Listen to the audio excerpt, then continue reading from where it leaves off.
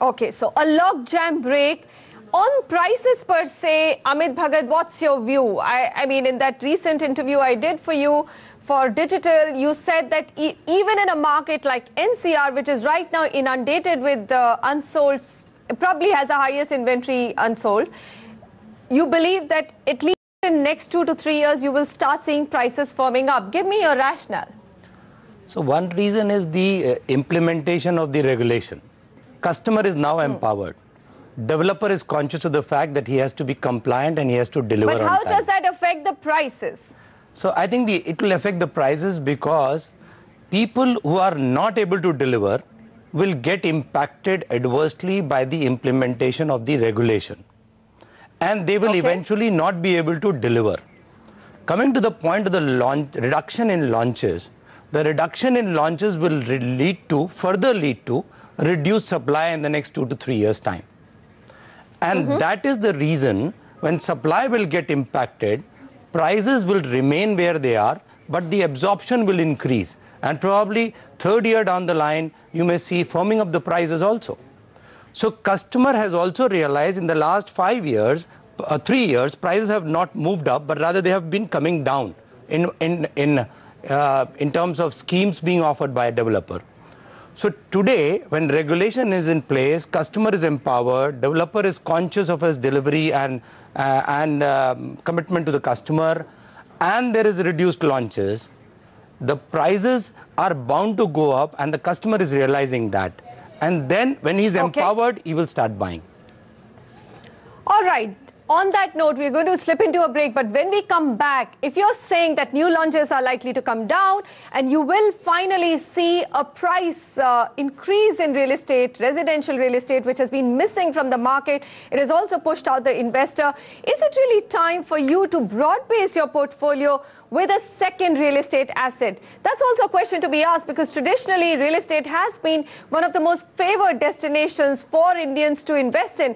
And despite the fact that last few years you've actually seen a negative market adjusted for inflation, historically it has not been that bad an asset, or has it? We'll come back and discover that. Stay with us. You're watching Urban Reality.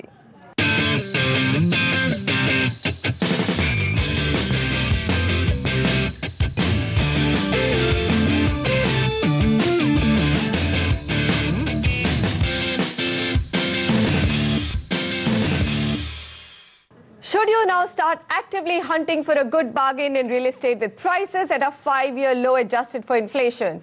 We've already culled out very compelling reasons for a first-time or end user to buy a home and take the plunge and not wait on the sidelines anymore. But what about investors? Shall we go ahead and put all our money in stocks, or can we still diversify with one other real estate asset in our portfolio? Sameer Jasuja, you know, we've always believed that, look, it's good to have a home that you live in. Of course, that's got social value, that's also got an emotional value. And in the past, we've also been saying that have another home. Rent is inflation proof, and it's also a hard asset to own. Today, looking at the market condition where investors have fled the market, are there any spots that are investment worthy? Well, Manisha, I would not recommend investors to look at the real estate market, at least for the short term. For the investor, there's still a lot of pain left in the market, majorly because of the oversupply in both ready and under construction stock. The confidence levels of the customers and has to come back, really, whether it's an end user or investor. And many investors are stuck right now who need exits. Till those exits don't happen, the fresh set of investors are not going to come in, because there's no return really expected in real estate, at least on the residential asset class. Of course, commercial asset class is still looking very attractive, and rental returns are letting many commercial assets getting sold to high net worth individuals. even though one thing that I'm seeing as a first-time trend in residential real estate is that because developers are today desperate to sell real estate, they are offering assured returns even in the residential asset class, which has never been seen and has been totally unprecedented before. And I would recommend all investors not to go and be very careful of such schemes, and they will be stuck. Absolutely. They could get stuck very badly, like many assured returns. Very badly. Customers have got stuck in the commercial segment as well. So I agree, and thank you so much for that warning. Yes. Let me move ahead. Harsh, at least for the next. Sorry. Okay, Harsh, I'm going to come to you.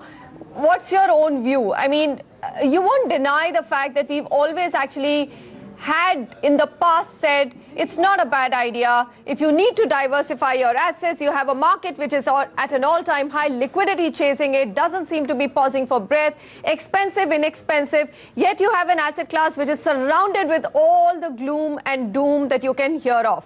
What's your view? So I think one, to have a property as an investment, you need to have a huge portfolio because it's a lumpy portfolio. It's a lumpy asset. So, I mean, and it cannot form, in my view, it cannot be more, should not be more than maybe 10 or maybe 20% of your portfolio. So, your portfolio needs to be huge to be able to absorb a 10-20% thing in real estate.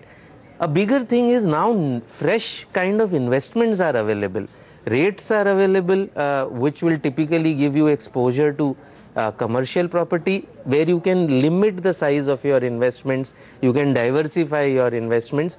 Currently, mostly that's likely to be commercial property.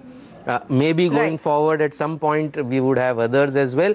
I think we are soon going to start getting derivative instruments, and those derivative instruments would do well, even whether it is a portfolio investment or something.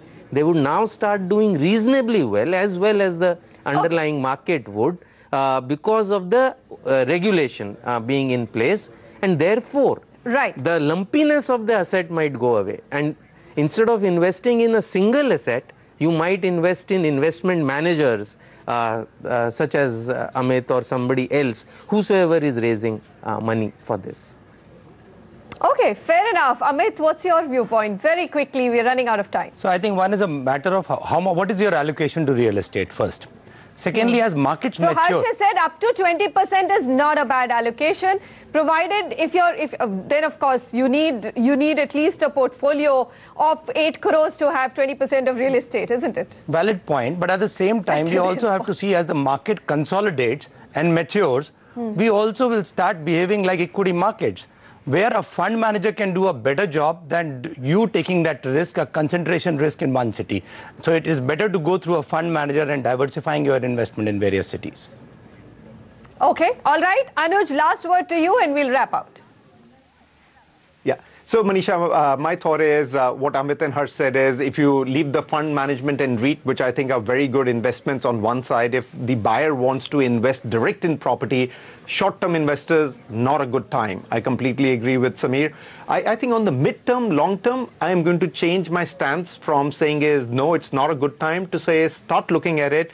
But I would say is investment up to 1.5 crores of residential properties, which is under construction in RERA approved projects, because I do believe is that the rental returns will start to go up. So 1.5 crores, mid to long term investor, good, short term, not good. And then what Amit and Harsh said is absolutely correct. Invest in funds and REITs as and when they come in. Okay, specify mid to long term for us. So 3 years onwards, minimum 3-year horizon. 3 years onwards. Not like what NCR did in short term. Okay, no 3 months rotation of money in real estate. That game is out, I think. Most investors do know that. Gentlemen, thank you very much for joining me today on this discussion. Well, buying your first home isn't a spreadsheet decision.